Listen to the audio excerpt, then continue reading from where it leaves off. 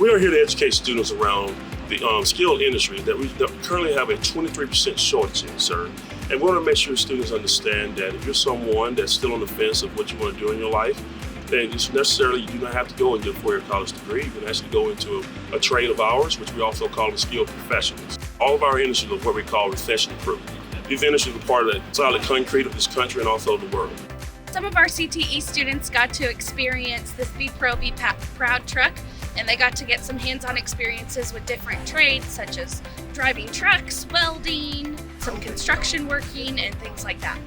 It's super important to try to find those kids that don't necessarily know what they want to do right now and get them some hands-on experience in these different fields and getting to learn about them now so that they can make educated choices in the future.